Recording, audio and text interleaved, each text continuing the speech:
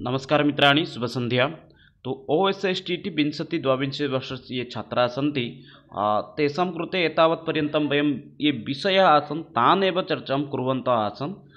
अद्य आरभ्य वयं कांश्चन प्रश्नान् अपि अत्र आलोचनां कुर्मः। ये प्रश्नाः अपि पूर्वपरीक्षासु अपि आसन्, यथा 2016 तमे वर्षे यः परीक्षाप्रश्नः आसीत्, यत् परीक्षाप्रश्नपत्रम् आसीत् तस्य प्रश्नपत्रस्य अद्य वयम् अत्र चर्चां कुर्मः एव। यद्यपि एतत् सर्वम् अपि पूर्वमेव तत्र उपलभ्यते, तथापि अद्य एकवारं पुनश्च अत्र चर्चां कुर्मः एव। तर्हि यदि भवन्तः अत्र नूतनाः सन्ति तर्हि भवन्तः अत्र सब्स्क्रैब् कर्तुम् अर्हन्ति। पुनश्च संस्कृतशिक्षकनियुक्तिसम्पर्कीय सूचनाः प्राप्तुं भवन्तः संस्कृत मीडियं मध्ये इन्स्टाग्राम् द्वारा भवन्तः मां फलो कर्तुम् अर्हन्ति एव। पुनश्च PDF इत्यादिकं प्राप्तुं भवन्तः टेलिग्राम् मध्ये प्रवेष्टुं शक्नोति एव। तर्हि आरम्भं कुर्मः एव। प्रथमप्रश्नः अस्ति एव, आविष्कारपद्धतिः का? प्रश्नम् अत्र करोति, आविष्कारपद्धतिः इत्युक्ते का पद्धतिः? आरोहपद्धति, अवरोहपद्धति, प्रत्यक्षपद्धति, परोक्षपद्धति। अत्र पश्यामः चेत् सम्यक् विकल्पः भवति आविष्कारपद्धतिः इत्युक्ते भवति आरोहपद्धतिः इति। आरोहपद्धतिः एव अपरनाम भवति आविष्कारपद्धतिः इति। केवलम् आरोहपद्धतिः इति स्मरणे न स्थापयन्तु, आविष्कारपद्धतिः अन्यनाम, इतोपि तस्य आगमनविधिः इति अपि एकं नाम अस्ति। क्षणमेकम्, आगमनविधिः इति अपि एकं तस्य नाम भवति, आगमनविधिः। एतस्याः पद्धत्याः यदि कश्चन जनकः अस्ति तर्हि सः भवति एव अरस्तु। एतदपि स्मरणे स्थापयन्तु, कदाचित् प्रश्नः आगच्छति एव आविष्कारपद्धत्याः जनकः कः इति, तर्हि सः भवति अरस्तु इति। आविष्कारपद्धतिः इत्युक्ते अपरनाम अस्ति आरोहपद्धतिः। आरोहपद्धतिः अन्य एका पद्धतिः अस्ति अवरोहपद्धतिः। एतयोः पद्धत्योः प्रयोगः सर्वदा व्याकरणशिक्षादाने भवति, तदपि स्मरणे स्थापयन्तु। आरोहपद्धतिः पुनश्च अवरोहपद्धतिः, एतयोः पद्धतेः प्रयोगः कुत्र भवति? व्याकरणशिक्षादाने एव सर्वदा भवति। अतः एतयोः व्यवहारः व्याकरणक्षेत्रे प्रयोगो भवति। आरोहपद्धत्यां सोपानानि सन्ति, 4 सोपानानि सन्ति उभयत्र।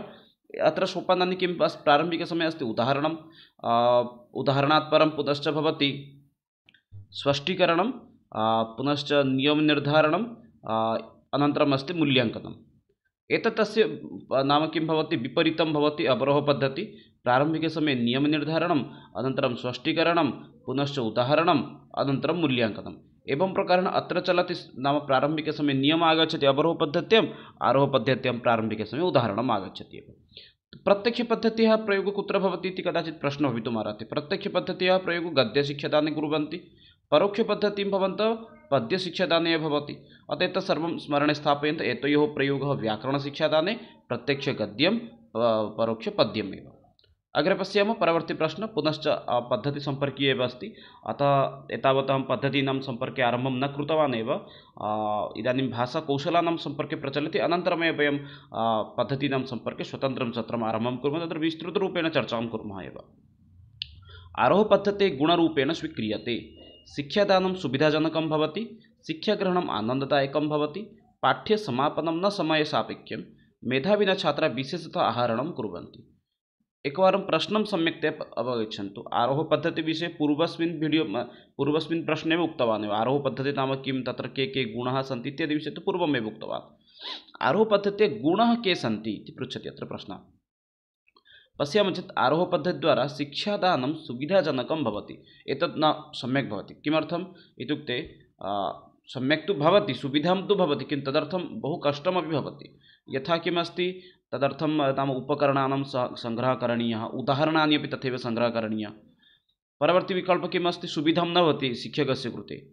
शिक्षादानम् इति पृच्छति, शिक्षाग्रहणं सुविधाजनकं भवति चेत् सम्यक् भवति, किन्तु शिक्षादानम् इत्युक्ते शिक्षकस्य कृते बहु कष्टदायकं भवति, अतः अशुद्धम् इति वदामि। परवर्ती विकल्पः अस्ति शिक्षाग्रहणम् आनन्ददायकं भवति। अत्र पश्यन्तु, शिक्षा यः छात्रः ग्रहणं करोति तस्य कृते आनन्ददायकं भवति, एतत् सत्यं भवति। शिक्षकस्य कृते कष्टं, किन्तु छात्रस्य कृते सरलं भवति। पाठ्यसमापनं न समयसापेक्षम्, एतदपि सम्यक् अस्ति।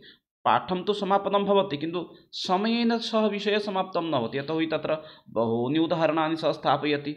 उदाहरणानां स्थापनसमये, उदाहरणानां व्याख्याकरणसमये एव बहु समयः गच्छति। अतः अत्र किं वदति नाम, पाठ्यं तु समापनं भवति, किन्तु समयसापेक्षं न भवति, अतः अयं विकल्पः न भवितुम् अर्हति। मेधाविन छात्राः विशेषतः हरणं कुर्वन्ति, एतदपि अशुद्धं भवति। यतोहि आरोहपद्धत्यां किं भवति, सर्वे छात्राः, सः कुशाग्रछात्रः भवतु अथवा सः सामान्यछात्रः भवतु अथवा मेधाविनछात्रः भवतु, मध्यमवर्गीयछात्रः भवतु, दुर्बलछात्रः भवतु, सर्वेषां कृते एव सरलदायकं भवति एव। अतः अत्र सम्यक् विकल्पः किम् अस्ति एव, शिक्षाग्रहणं नाम अत्र किं भवति, आनन्ददायकम् एव भवति। शिक्षादानं सुविधाजनकं न भवति, यतोहि अत्र उदाहरणानां सङ्ग्रहः, तस्य व्याख्या इत्यादि बहु कष्टं भवति। पाठ्यं समयेन समाप्तं न भवति। पाठ्यसमापनं कुत्र भवति इत्युक्ते अवरोहपद्धत्याम्। एतत् स्मरणे स्थापयन्तु। यतो हि अवरोहपद्धत्यां प्रारम्भिकसमये नियमं वदति, अनन्तरं नियमस्य स्पष्टीकरणं करोति। अतः विषयसमाप्तिः कुत्र अधिकशीघ्रतां भवति इत्युक्ते अवरोहपद्धत्यां भवति। मेधाविनछात्राः विशेषतः हरणं कुर्वन्ति, एतदपि अशुद्धं भवति। सर्वे छात्राः एव अत्र सम्यक् आहरणं कुर्वन्ति एव। परवर्ती प्रश्नः अस्ति, प्रत्यक्षपद्धतेः कति सोपानानि सन्ति? पद्धतीनां सम्पर्कितो भवतां ज्ञानम् अस्ति एव। प्रत्यक्षपद्धत्यां कति सोपानानि सन्ति? 5, 7, 6, 8। सम्यक् विकल्पः अत्र किं भवितुमर्हति भवन्तः वक्तुं शक्नुवन्ति एव। प्रत्यक्षपद्धतिः तु विषये भवन्तः अवगच्छन्ति, जानन्ति इति तत्र संशयः नास्ति। अत्र वोकिल् महोदयः, तस्य पूर्णनामपि मम स्मरणे इदानीं न आगच्छति। प्रोफेसर् वोकिल् महोदयः एव जर्मनिस्थः एव, सः प्रत्यक्षपद्धत्या एव आरम्भं करोति एव। प्रारम्भिकसमये जर्मनी प्रदेशे एव एतस्य प्रारम्भप्रयोगः भवति। परवर्ती समये भारतं प्रति आगच्छति। भारते अपि प्रत्यक्षपद्धतिद्वारा एव शिक्षादानं भवति एव। यथा इदानीं मम कक्षा अहम् अत्र स्वीकरोमि, अत्र अहं संस्कृतं संस्कृतेन एव पाठयामि, न तु अन्यभाषा अस्ति एव। अस्तु, प्रत्यक्षपद्धत्यां कति सोपानानि सन्ति इति तत्र प्रश्नं करोति। 5, 7, 6, 8। अत्र स्मरणे स्थापयन्तु। अत्र सम्यक् विकल्पः किम् अस्ति, क्षणमेकं। अत्र सोपानानां संख्या अस्ति 5 सोपानानि सन्ति। केचते प्रारम्भिकसमये आगच्छति, तानि 5 सोपानानि अपि कदाचित् परीक्षासु अपि आगच्छति। अतः तदपि अस्माकं ध्यानेन भवेत् एव। प्रारम्भिकसमये भवति प्रस्तुति, अत्र कदाचित् पूर्णं लेखितुं न शक्नोमि अहम्, अथवा तथा अक्षरमपि सम्यक् न भवितुम् अर्हति। प्रस्तुति। द्वितीयं भवति उपस्थापना। तृतीयं भवति एव तुलना। एतत् स्मरणे स्थापयन्तु, एतद् लिखन्तु अन्यथा एव। तुलना, आत्मीकरणम्, अन्ते अस्ति एव मूल्याङ्कनम् अथवा प्रयोगः इति। केषुचित् स्थानेषु प्रयोगः इति अपि स्थापयन्ति, मूल्याङ्कनम् अथवा प्रयोगः। एतद् अन्तिमं सोपानं भवति, इत्युक्ते प्रस्तुति, उपस्थापना, तुलना, आत्मीकरणं, मूल्याङ्कनम् अथवा प्रयोगः। एतद् यदि पश्यामः चेत् हर्वटीये यत् पञ्चपद्धतिः अस्ति तस्य एव नाम उत्कृष्ट इति वक्तुं शक्नुमः। हर्वटीय पञ्चपद्धतिमध्ये प्रारम्भिकसमये आगच्छति उपक्रमः, द्वितीयः भवति एव उपस्थापनामध्ये सः तत्र सर्वं स्थापयति एव, अन्ते अस्ति एव प्रयोगः इति। प्रयोगः इत्युक्ते अत्र नाम भवन्तः मूल्याङ्कनम् इति वक्तुमपि शक्नोति एव। अतः एतदेव भवति एव प्रत्यक्षपद्धतेः कति सोपानानि इत्युक्ते 5 सोपानानि सन्ति। हर्वटीय पञ्चपद्धत्याम् एव 5 सोपानानि सन्ति, किन्तु तस्य उत्कृष्टरूपमध्ये एव 3 सोपानानि एव सन्ति एव। परवर्ती प्रश्न पश्यन्तु, शिक्षकः प्रश्नान् कृत्वा कस्मिन् सोपाने शिक्षादानकार्यं समापयति? अत्यन्तं सरलः एव प्रश्नः अस्ति। यः प्रश्नमेव अवगतवान् सः तु उत्तरं वक्तुं निश्चयेन शक्नोति एव। शिक्षकः प्रश्नान् करोति, शिक्षकस्य प्रश्नः चलति एव उपस्थापना सोपाने, अनन्तरं सः कस्मिन् सोपाने शिक्षादानकार्यं समापयति। प्रश्नात् उपस्थापनसोपाने कृतवान् एव, इदानीं कस्मिन् सोपाने तत् समापयति। एतस्य सम्यक् विकल्पः भवति प्रयोगे इति। शिक्षकः किं करोति, उपस्थापनसोपाने सः प्रश्नान् पृच्छति, अथवा तुलनायामेव सः किं करोति, प्रश्नान् करोति, अनन्तरं प्रयोगे एव सः किं करोति, तत् सत्रमेव समापयति एव। प्रश्नान् कृत्वा अथवा प्रयोगस्थाने मूल्याङ्कनम् इति वक्तुं शक्नोति एव। मूल्याङ्कनसोपाने सः किं करोति, तदेव सत्रमेव समापयति एव। अवगच्छन्ति एव शिक्षकः कस्मिन् सोपाने इत्युक्ते प्रयोगे एव मूल्याङ्कनं कृत्वा तत् सत्रमेव समापयति। परवर्ती प्रश्नः अस्ति, कः प्रत्यक्षपद्धत्याः दोषरूपेण स्वीक्रियते? पश्यन्तु, 2016 वर्षस्य एव अयं प्रश्नपत्रम् अस्ति। कति प्रश्नाः एव पद्धतिसम्पर्कीयाः सन्ति एकवारं भवन्तः पश्यन्तु। एतावत्पर्यन्तं 4 प्रश्नाः अभवन् एव, 4 प्रश्नाः। ये प्रश्नाः केवलमेव सन्ति एव पद्धतिसम्पर्कात् एव। अस्तु, पश्यन्तु किं वदति अत्र, कः प्रत्यक्षपद्धत्याः दोषरूपेण स्वीक्रियते? सरलात् कठिनं यावत् शिक्षादानं, मेधावी छात्राणां कृते न उपयुक्तः, विद्यार्थिनां यथा उचितं व्याकरणज्ञानं न भवति, सीमितसमयमध्ये पाठ्यक्रमः समाप्तः न भवति। एतेषु कः एकः दोषः अस्ति? कस्य दोषः अस्ति इत्युक्ते प्रत्यक्षपद्धत्याः इति वदति एव। पश्यामः चेत् अत्र सम्यक् विकल्पान् एकवारम् सम्यक् रूपेण अवगच्छन्तु। अत्र विकल्प प्रारम्भिकसमये किं वदति न सरलात् कठिनं यावत् शिक्षादानं। प्रत्यक्षपद्धत्यां किं भवति, यः विषयः कष्टमपि अस्ति सः विषयः सरलात् एव गच्छति। अतः सम्यक् विकल्प एतद् भवितुं न अर्हति एव। सरलात् कठिनं प्रति वयं पाठयामः, अतः एतत् अशुद्धं न भवति। मेधावी छात्राणां कृते न उपयुक्ता इति न, मेधावी छात्राणां कृते किं भवति एव उपयुक्ता भवति। विद्यार्थिनां यथा उचितं व्याकरणज्ञानं न भवति, एतदपि किं भवति सम्यक् अस्ति। किन्तु दोषः अस्ति चेत् अयं दोषः अस्ति, संस्कृतं संस्कृतेन पाठयामि, अतः पञ्चप्रश्नानां समाधानमध्ये मम 10 निमेषः अत्र गतः एव, अतः सीमितसमयमध्ये पाठ्यक्रमः समाप्तः न भवति इति विकल्पः एव सम्यक् भवति। इत्युक्ते प्रत्यक्षपद्धत्याः दोषः किम् अस्ति नाम पाठ्यक्रमः सीमितसमयाभ्यन्तरे एव समाप्तं न भवति। वयं प्रयत्नं कुर्मः एव, सरलसंस्कृतेन वदामः, सर्वेषां बोधं कथं भविष्यति तदर्थमपि प्रयत्नरतः, तथापि अयं विषयः किं भवति सीमितसमयमध्ये समाप्तः न भवति एव। अतः सम्यक् विकल्पः अत्र भवति चतुर्थविकल्पः। संस्कृतं यदि संस्कृतेन एव यदि पाठयामः तर्हि तत्र किं भवति सर्वेषां कृते कदाचित् कष्टकरं भवति, अतः सीमितसमये विषयः समाप्तः न भवति एव। परवर्ती समये अस्ति डेस् व्याकरणं स्मृतम् इति। परवर्ती प्रश्नः अस्ति एव डेस् व्याकरणं श्रुतं, श्रोतं, घ्राणं, मुखं, चक्षु। नैकवारमेव एतस्य प्रश्नस्य अहम् उत्तराणि एव उक्तवान् एव। पश्यन्तु, वेदाङ्गपुरुषस्य 6 अङ्गानि सन्ति। तत् स्मरणे स्थापयन्तु, वेदाङ्गपुरुषस्य कति अङ्गानि सन्ति इति कदाचित् प्रश्नः आगन्तुम् अर्हति एव। तत्र कति अङ्गानि सन्ति इत्युक्ते 6 अङ्गानि सन्ति। 6 अङ्गेषु प्रारम्भिकसमये किं वदति इत्युक्ते वयं गच्छामः चेत् मुखतः गच्छामः, मुखं तु नास्ति, मुखं मध्ये आगच्छति। प्रारम्भिकसमये नेत्रतः गच्छामः, ज्योतिषं यदि पश्यामः, ज्योतिषं वेदाङ्गपुरुषस्य नेत्रं भवति। तत् चक्षु इति विकल्पः नास्ति। चक्षु किम् अस्ति न ज्योतिषः भवति, ज्योतिषः भवति एव चक्षु। परवर्ती समये किं भवति वेदाङ्गपुरुषस्य परवर्ती समये अस्ति निरुक्तम् इति। निरुक्तं किं भवति निरुक्तं भवति किं कर्णम् इत्युक्ते, श्रोतम् इत्युक्ते कर्णं किम् अस्ति निरुक्तः, अतः प्रथम विकल्पः अशुद्धं भवति। परवर्ती समये अस्ति नासिका। नासिका इत्युक्ते घ्राणं। नासिका किं भवति शिक्षा इति भवति एव नासिका, एतदपि स्मरणे स्थापयन्तु। नासिका अस्ति शिक्षा इति, अतः अयं विकल्पः अपि न भवति एव। अतः अयं विकल्पः अपि किम् अशुद्धं भवति एव, क्षणमेकं, शिक्षा इति भवति एव। परवर्ती समये किम् अस्ति व्याकरणं भवति किं नाम मुखम् इति। तर्हि मुखं व्याकरणं स्मृतम् इति एव शुद्धम् उत्तरम् अत्र भवति एव। इतोपि एतेषु 4 विषयेषु तु वयं चर्चां कृतवन्तः। अग्रे इतोपि किञ्चित् स्मरणे स्थापयन्तु वेदाङ्गपुरुषविषये। छन्दः भवति एव पादद्वयं, परवर्ती समये कल्पः भवति किमेव हस्तः भवति। अतः सम्यक् विकल्पः अत्र किं भवति मुखम् इति। पुनरेकवारं वदामि, पुनश्च सर्वे स्मरणे स्थापयन्तु। व्याकरणं मुखं स्मृतं, ज्योतिषं नेत्रं स्मृतं, निरुक्तं कर्णम् इति स्मृतं, शिक्षा नासिका इति स्मृतं, छन्दः पादम् इति श्रुतं, पुनश्च कल्पः एव हस्त इति स्मृतमेव। परवर्ती प्रश्नं प्रति गच्छामः। प्रश्नः अस्ति व्यावहारिकं व्याकरणं किम् उच्यते। व्याकरणस्य एका परम्परा अस्ति एव। व्याकरणपरम्परा सम्पर्कीय प्रश्नः अस्ति व्यावहारिकव्याकरणं किम् उच्यते। इन्द्रव्याकरणं, चान्दव्याकरणं, छद्मव्याकरणं, कौमारव्याकरणं। व्यावहारिकव्याकरणं किम् उच्यते इति प्रश्नमत्र करोति एव। समीचीनम् उत्तरं ये जानन्ति वक्तुम् अर्हन्ति एव। व्यावहारिकं व्याकरणं किम् उच्यते, अत्र सम्यक् विकल्पः भवति व्यावहारिकं व्याकरणं छद्मव्याकरणम् इति उच्यते एव। अत्र अस्माकं या व्याकरणं प्रचलति सम्प्रति तद् व्याकरणं किम् उच्यते न छद्मव्याकरणम् इति एव उच्यते एव। तदर्थमपि एकं श्लोकमपि तत्र बहु प्रसिद्धम् अस्ति एव। इन्द्रश्चन्द्र कासकृत्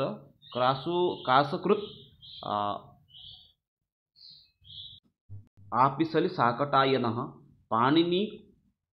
पाणिनि अमरजैनेन्द्र जयन्ती अष्ट आदि शाब्दिकाः। शाब्दिका इत्युक्ते व्याकरणज्ञाः। व्याकरणस्य 8 परम्पराः सन्ति। तत्र एव के सन्ति इत्युक्ते तत्र वदति इन्द्रः चन्द्रः परवर्ती समये कासकृत्, एवं प्रकारेण 8 व्याकरणस्य परम्परा मध्ये आगच्छन्ति। किन्तु व्यावहारिकं व्याकरणं किम् उच्यते छद्मव्याकरणम् इति उच्यते एव। परवर्ती अस्ति डॉक्टर भण्डारकर मतेन अनुवादपद्धतिः मुख्यतः कतिविधा इति। डॉक्टर भण्डारकर तु महोदयं जानन्ति व्याकरण अनुवादपद्धत्याः जनकः भवति। भण्डारकर पद्धति अनुसारं अनुवादपद्धतिः मुख्यतः कतिविधा इति प्रश्नं करोति एव। विकल्पाः सन्ति एव द्विविधा, त्रिविधा, चतुर्विधा, षड्विधा। सम्यक् विकल्पं ये जानन्ति ते वक्तुम् अर्हन्ति एव। भण्डारकरस्य मतानुसारम् अनुवादपद्धतिः मुख्यतः कतिविधा इति। अत्र पश्यामः चेत् अत्र सम्यक् विकल्पः किं भवति? अनुवादपद्धतिः अस्माकं मुख्यतः भवति डॉक्टर भण्डारकर मतानुसारं चतुर्विधा इति भवति एव। केषुचित् स्थानेषु एतत् द्विविधा इति अपि भवति। द्विविधा मध्ये किं किं भवति विषयः नाम बिन्दुद्वयं तत्र आगच्छति द्विविधा मध्ये। प्रारम्भिकसमये आगच्छति एव छायानुवाद अनन्तरम् अस्ति छायानुवाद अनन्तरम् अस्ति अनुकृति। किन्तु डॉक्टर भण्डारकरस्य मतानुसारं व्याकरणं नाम अनुवादपद्धतिः मुख्यतः कतिविधं भवति इत्युक्ते चतुर्विधं भवति। चतुर्विधा के प्रारम्भिकसमये आगच्छति एव व्याकरणगतः पाठः इति आगच्छति। परवर्ती समये अस्ति एव अभ्यासः, द्वितीयं भवति अभ्यासः, तृतीय भवति संस्कृतात् मातृभाषा, परवर्ती समये मातृभाषातः संस्कृतम्। एवं प्रकारेण अथवा अयं क्रमः भवत्येव भण्डारकर मतानुसारं। प्रारम्भिकसमये किम् अस्ति? व्याकरणगतपाठः, द्वितीय अस्ति अभ्यासः, तृतीय अस्ति संस्कृतात् मातृभाषा, चतुर्थे भवत्येव मातृभाषातः संस्कृतम्। एवं प्रकारेण चतुर्षु भागेषु तत्र मुख्यतः विभक्ताः भवन्ति एव। परवर्ती समये अस्ति परोक्षपद्धतिः कुत्र प्रचलति? परोक्षपद्धत्याः प्रयोगः भवन्तः कस्मिन् क्षेत्रे कुर्वन्ति इति प्रश्नं करोति एव। गद्यशिक्षणे, व्याकरणशिक्षणे, पद्यशिक्षणे अथवा अन्वयशिक्षणे। अन्वये तु एकः कश्चन पद्यस्य एव अंशः एव अस्ति, अतः कस्मिन् क्षेत्रे प्रचलति इति प्रश्नं करोति एव। वक्तुं शक्नुमः अत्र सम्यक् विकल्पः भवति पद्यशिक्षादाने एव किं भवति? परोक्षपद्धत्या एव प्रयोगः अधिकाधिकः एव भवति। अतः अत्र सम्यक् विकल्पः किं भवति? परोक्षपद्धत्या कुत्र प्रचलति? पद्यशिक्षादाने।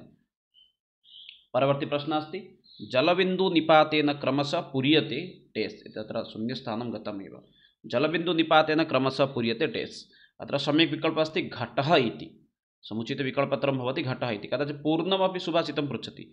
जलबिन्दुनिपातेन क्रमशः पूर्यते घटः सकर्म सर्वविद्यानां धनस्य च धर्मस्य च। प्रकृतपक्षे एतद् सुभाषितमत्र न पृच्छति, एतद्दृष्ट्वा एव व्याकरणगतप्रश्नाः सन्ति एव। परवर्ती प्रश्नः अस्ति किं चयनात्मकश्रवणस्य अन्तर्गतं भवति? चयनात्मकश्रवणस्य अन्तर्गतं किम् अस्ति इति अत्र प्रश्नं करोति एव। नूतनशब्दग्रहणं, बहुवारं श्रवणं, शान्तचित्तश्रवणम् अथवा बाधाहीनश्रवणं। श्रवणम् अस्माकं किं भवति? द्विविधं भवति। एकम् अस्ति सामान्यम्, अन्यम् एकम् अस्ति चयनात्मक इति। अत्र प्रश्नं करोति चयनात्मकश्रवणस्य अन्तर्गतः भवति इत्युक्ते चयनात्मकश्रवणस्य अन्तर्भुक्तः अस्ति। सामान्यगत इत्युक्ते अन्य ये त्रय विकल्पाः सन्ति ते विकल्पाः कस्य अंशाः सन्ति इत्युक्ते ते भवन्ति सामान्यश्रवणस्य। तर्हि चयनात्मकश्रवणस्य अन्तर्गतं कः भवति इति प्रश्नं करोति एव। यदि सामान्यश्रवणं पश्यामः, सामान्यश्रवणे एव पञ्चभागाः सन्ति इत्युक्ते प्रारम्भिकसमये पर्याप्तश्रवणं, शान्तचित्तश्रवणम्, एकाग्रश्रवणम्, अनौपचारिकश्रवणं, बाधाहीनश्रवणम्।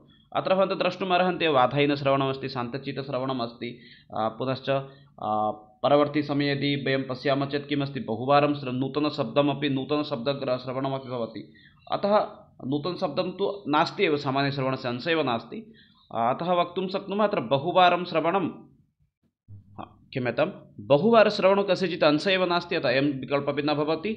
नूतनशब्दमपि किं सामान्यश्रवणस्य अन्तर्भुक्तः एव न भवति, अतः अत्र सम्यक् विकल्पः कः इति वक्तुं शक्नुमः। सम्यक् विकल्पः अत्र किं भवति? नूतनशब्दग्रहणम् इति। नूतनशब्दग्रहणमेव भवति चयनात्मकश्रवणस्य अन्तर्भुक्तः। एकवारं पुनश्च किञ्चित् स्पष्टताम् एतस्मिन् विषये करोमि एव।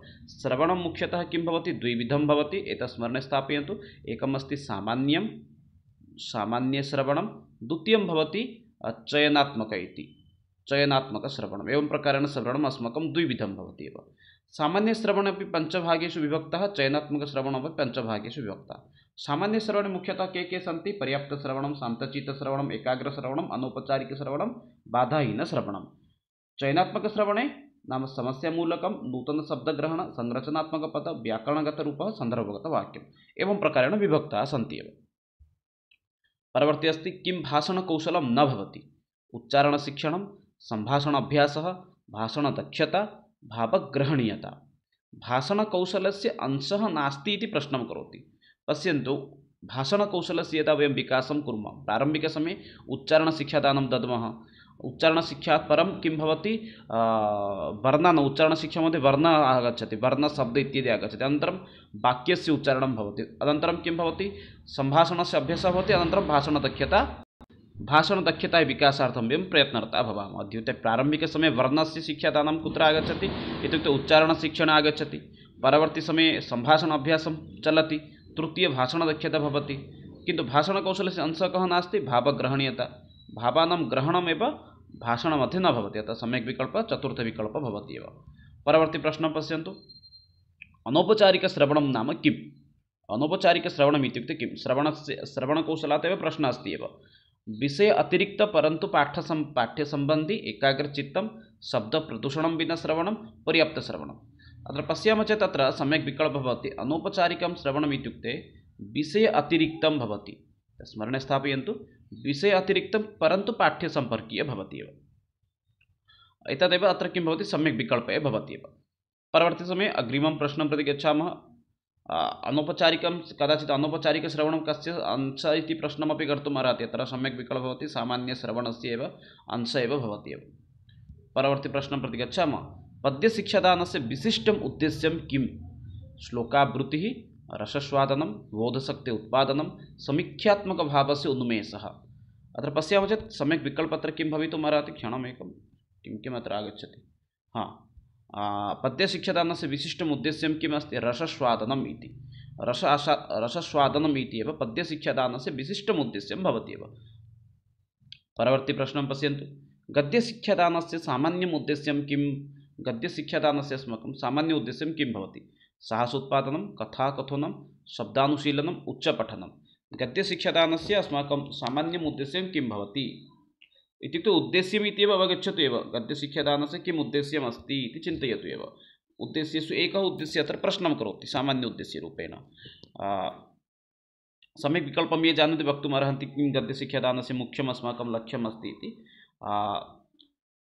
वक्तुम् अर्हन्ति एव अत्र किं भवितुम् अर्हति गद्यशिक्षादानस्य अत्र सम्यक् विकल्पं यदि वयं पश्यामः अत्र सम्यक् विकल्पम् एकवारं क्षणमेकं सम्यक् विकल्पः अत्र किं भवति शब्दानुशीलनम् इति शब्दानाम् अनुशीलनम् एव अस्माकं लक्ष्यमस्ति गद्यशिक्षादानस्य सामान्य अतः सम्यक् विकल्पः अत्र किं भवति शब्दानाम् अनुशीलनम् इति अतः यथा पूर्वमेव अहम् उक्तवान् किं भवति गद्यशिक्षादाने अस्माकं मुख्यं लक्ष्यं भवति एव शब्दानां विषयज्ञानम् अक्षरं तु नास्ति शब्दानां विषयज्ञानं तस्य उत्पत्ति कथं भवति तस्य व्युत्पत्ति कथं भवति इत्यादि विषयज्ञानमेव अतः शब्दानाम् अनुशीलनमेव अत्र गद्यशिक्षादानस्य सामान्यम् उद्देश्यं भवति एव परवर्ती प्रश्नः अस्ति पृथिव्यां भाषाणाम् आद्य वाङ्मयः प्रकाशः कः पृथिव्यां भाषाणाम् आद्य वाङ्मयः प्रकाशः कः अस्ति आरण्यकं रामायणम् उपनिषदः वेदः सरलः प्रश्नः अस्ति एव अत्र संशयः न भवेत् कस्यचित् मनसि अपि अत्र पृथिव्यां भाषाणाम् आद्य वाङ्मयः प्रकाशः भवति वेदः इति प्रारम्भिकसमये वेदः आगच्छति वेदः अपि चतुर्षु भागेषु विभक्तः भवति प्रारम्भिकसमये आगच्छति ऋग्वेदः इति परवर्ती समये ऋकानन्तरं भवति यजुर्वेदः इति परवर्ती समये सामवेदः पुनश्च अथर्ववेदः परवर्ती समये एव उपनिषद् आगच्छति आरण्यकम् आगच्छति किन्तु लौकिकसाहित्यक्षेत्रे यदि प्रश्नं भवति चेत् लौकिकसाहित्यस्य आदिवाङ्मयः कः इत्युक्ते रामायणं लौकिकसाहित्यं भवति किन्तु पृथिव्याम् आदिवाङ्मयः इत्युक्ते वेदः भवति चत्वारः वेदाः सन्ति चेत् एतत् भवितुम् अर्हन्ति वेदत्रयम् इत्युक्ते एतत् भवितुम् अर्हति कदाचित् प्रश्नः आगच्छति वेदत्रयी नाम्ना के प्रसिद्धाः इति परवर्ती प्रश्नः अस्ति कः वाक्यपदीयकारः पाणिनि पतञ्जलि कात्यायन भर्तृहरि नाम एतत् वक्तुं शक्नुमः एव संस्कृतपेडागोजि अथवा कवीनाम् अवदान इति सम्पर्के अपि वाक्यपदीयकारः कः इति अत्र सम्यक् विकल्पः किं भवति भर्तृहरिः भवति वाक्यपदीयकारः भर्तृहरेः चतस्रः कृतयः सन्ति यथा प्रारम्भिकसमये किम् अस्ति नीतिशतकम् अहं सम्पूर्णं तु न पठितवान् अर्धं पठितवान् नीतिशतकं परवर्ती समये शृङ्गारशतकं पुस्तकमेव न प्राप्तवान् एव शृङ्गारशतकं नीतिशतकं शृङ्गारशतकम् अनन्तरम् अस्ति वैराग्यशतकं व्याकरणक्षेत्रे अस्ति वाक्यपदीयम् इति अतः चतस्रः तस्य कृतयः सन्ति इत्युक्ते कदाचित् प्रश्नः भवति शतकत्रयस्य रचनाकारः कः इति तत्रैव भवन्तः वक्तुं शक्नुवन्ति शतकत्रयस्य रचनाकारः भवति भर्तृहरिः इति अन्येषां विषये पश्यन्तु यथा पाणिनि इति अस्ति पाणिनि भवति व्याकरण अष्टाध्यायी इति ग्रन्थस्य रचनाकारः व्याकरणस्य जनक इति नाम्ना अपि प्रसिद्धं भवति एव परवर्ती समये अस्ति पतञ्जलि तु भवति एव अस्माकं महाभाष्यकारः पतञ्जलि, एतत् किञ्चित् लिखामः अष्टाध्यायी इति। अष्टाध्यायी ग्रन्थस्य रचनाकारः भवति पाणिनि इति। पतञ्जलि भवति महाभाष्यः, महाभाष्यस्य रचनाकारः भवति पतञ्जलि। कार्तेयन भवति वार्तिकः एव। परवर्ती समये अस्ति प्रश्नं पश्यन्तु, काचित् अत्र समस्या आसीत् एव। अस्तु, त्रिभाषासूत्रं कस्मिन् वर्षे प्रणीतं? 1954, 1956, 1955, 1957। त्रिभाषासूत्र इत्यस्य भारते प्रयोगकता भवति। अत्र सम्यक् विकल्पः भवति 1956 तमवर्षे। 1956 तमवर्षे एव त्रिभाषासूत्रस्य एव भारते किं भवति, प्रयोगः एव भवति एव। ततः पूर्वं भारते त्रिभाषासूत्रमेव न आसीत् एव। तत्र 1954 तमवर्षे मुदालियर् आयोगः अथवा माध्यमिकशिक्षा आयोगः इति वक्तुं शक्नुमः। मुदालियर् आयोगः यः आसीत्, मुदालियर् आयोगः, मुदालियर् आयोगः एव किं करोति, भारते संस्कृतशिक्षाविषये एव एकं रिपोर्ट् ददाति एव, संस्कृतं कथं भारते भविष्यति। अतः परवर्तिसमये 1956 तमवर्षे एव किं भवति, संस्कृतशिक्षणनिमित्तं त्रिभाषासूत्रस्य एव आरम्भः भवति एव। त्रिभाषासूत्रस्य यदा आरम्भः भवति तस्मिन् समये प्रारम्भिकसमये संस्कृत आयोगस्य अपि निर्माणं भवति। तस्मिन् समये एव संस्कृत आयोगस्य अपि निर्माणं भवति। संस्कृत आयोगस्य निर्माणं यदा भवति तत्र अध्यक्षा आसीत् सुनीता चटर्जी इति, कोल्कतायाः। परवर्ती प्रश्नं प्रति गच्छामः। चाणक्यादि प्रणीतं किं शास्त्रं सामाजिकमूल्यबोधस्य जागरणं करोति? गीतिशास्त्रं, नीतिशास्त्रं, रीतिशास्त्रं, भक्तिशास्त्रं। चाणक्यस्य कृतिविषये एव सामान्यरूपेण प्रश्नं करोति। चाणक्यस्य मुख्यरूपेण पश्यामः चेत् अत्र चाणक्यस्य किं प्रणीतं शास्त्रमस्ति, नीतिशास्त्रं। चाणक्यनीति इति प्रसिद्धं भवति। तु अर्धम् इत्युक्ते 4 अध्यायाः तु अहं सम्पूर्णरूपेण अधीतवान् एव चाणक्यनीतेः एव। द्वितीयं भवति तत्र अर्थशास्त्रमपि तस्य प्रसिद्धकृतिः भवति। किन्तु अत्र सम्यक् विकल्पः किम् अस्ति, सामाजिकमूल्यबोधं भवन्तः कुतः प्राप्तुम् अर्हति एव, चाणक्यस्य नीतिशास्त्रात् एव। अतः सम्यक् विकल्पः भवति नीतिशास्त्रम् इति। परवर्ती प्रश्नं पश्यन्तु। मार्क्स् मुलरेण 1857 इति ख्रीष्टाब्दे कस्य प्रकाशनं कृतं? ऋग्वेदस्य, यजुर्वेदस्य, सामवेदस्य, अथर्ववेदस्य। नाम कश्चन बहिस्थवैदेशिकः यदि संस्कृतक्षेत्रे तस्य अवदानम् अस्ति तर्हि सः भवति कः एव, मार्क्स् मुलर् इति। मार्क्स् मुलर् किं कृतवान्, प्रारम्भिकसमये 1857 तमवर्षे किं करोति, ऋग्वेदस्य एव अनुवादं कृतवान् एव। ऋग्वेदस्य अनुवादकारः कः इत्युक्ते मार्क्स् मुलर् भवति एव। परवर्ती प्रश्नं प्रति गच्छामः। श्लोकस्य अन्वयः किम् इति उच्यते? कवितायाः अर्थप्रकाशः, गद्यरूपेण प्रकाशः, पदानां सन्धिविच्छेदः, समस्तपदविभक्तीनां निरूपणम्। श्लोकस्य अन्वयः इत्युक्ते किम् उच्यते इति प्रश्नं करोति एव। पश्यामः चेत् तत्र समीचीनविकल्पः भवति गद्यरूपेण प्रकाशः। यदि श्लोकः अस्ति, श्लोकस्य अन्वयः इत्युक्ते किम् अस्ति, गद्यरूपेण प्रकाशः एव श्लोकस्य अन्वयः इति एव उच्यते। यथा उदाहरणमेकं श्लोकम् अत्र स्थापयन् भवतां पुरतः एव। श्लोक इत्युक्ते श्लोकेषु 4 पादाः भवन्ति, एतदपि स्मरणे स्थापयन्तु, कदाचित् प्रश्नः आगन्तुम् अर्हति एव। यथा हितोपदेशस्य प्रथमः श्लोकः अस्ति इत्युक्ते मङ्गलाचरणं भवति। सिद्धिसाध्यं सतामस्तु प्रसादात् तस्य दुर्जटे। एतत् प्रथमपङ्क्तिः एव अस्ति अत्र, इत्युक्ते अत्र पादद्वयं भवति एव। जाह्नवीफेन लेखेव जनुर्ध्नि शशिनः कला। एतद् भवति किं, हितोपदेशस्य मङ्गलाचरणम् अस्ति।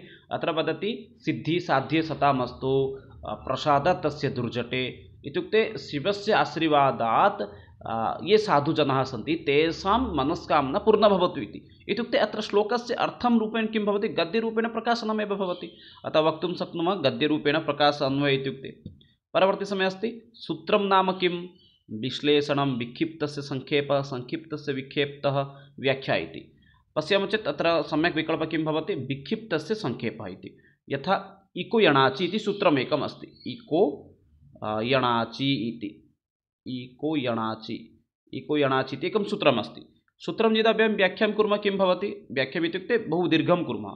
किं भवति नाम इक् प्रत्ययस्य स्थाने यण् प्रत्ययस्य आदेशः भवति। इक् इत्युक्ते इ, यण् इत्युक्ते ये यण् वर्णाः सन्ति तेषाम् आगमनं भवति इति अत्र वदति एव। अर्थात् इ अनन्तरं यदि कः आगच्छति, अन्ये स्वरवर्णाः यदि सन्ति तस्य स्थाने किं भवति, य वदति इति वदति सः। सन्धिसूत्रम् एकम् अस्ति। इत्युक्ते वक्तुं शक्नुमः विक्षिप्तस्य संक्षिप्तः इति। विक्षिप्तरूपेण भवति, तदेव सरलीकृत्य लिखामः, तदेव किम् उच्यते, सूत्रम् इति उच्यते। परवर्ती समये अस्ति कविताशिक्षादानकाले खण्डान्वयपद्धत्या आदौ किं कार्यं? यदि भवन्तः कविताम् अथवा पद्यं पाठयन् तस्मिन् क्षेत्रे प्रारम्भिकसमये भवतां किं ध्यानं भवेत्, तत्र पद्धतिद्वयमस्ति, एकमस्ति खण्डान्वय, अन्यमेकमस्ति दण्डान्वय। स्मरणे स्थापयन्तु, खण्डान्वय, अन्येकमस्ति दण्डान्वय इति। दण्डान्वय खण्डान्वय एवं प्रकारेण तत्र पद्धतिद्वयमेव भवति एव। अतः प्रश्नं करोति, कविताशिक्षादानसमये खण्डान्वयपद्धत्याम् आदौ किं कार्यम्? अत्र प्रारम्भिकसमये खण्डान्वयपद्धतिद्वारा यदि वयं पाठयामः तर्हि प्रारम्भिकसमये क्रियापदस्य अन्वेषणं करोतु, क्रियापदस्य अनन्तरमेव कर्तृपदम् अन्वेषणं कुर्वन्तु, अनन्तरमेव अन्यं कार्यं चालयतु एव।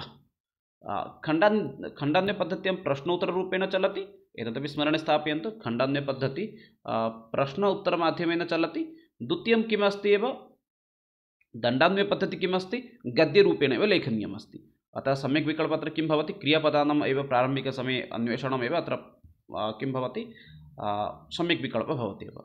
परवर्ती समये अस्ति सन्धिपाठदानकाले कस्मिन् विषये विशेषतः धातव्यं? स्वरविज्ञानविषये, उद्देश्यविधेय, विग्रहवाक्यविषये, उपसर्गविषये। यदा भवन्तः किं कुर्वन्ति, सन्धिं पाठयन्ति, सन्धिपाठदानकाले अस्माकं ध्यानं कुत्र भवेत्? अत्र सम्यक् विकल्पः किम् अस्ति, स्वरविज्ञानक्षेत्रे। स्वरविज्ञानक्षेत्रे विज्ञान इति नास्ति, व्यञ्जन इति भवितुम् अर्हति कदाचित्। इत्युक्ते स्वरवर्णः कुत्र अस्ति, व्यञ्जनवर्णः कुत्र अस्ति, एतयोः विच्छेदेव अस्माकं मुख्यं लक्ष्यं भवति। अतः सम्यक् विकल्पः स्वरविज्ञानविषये इति।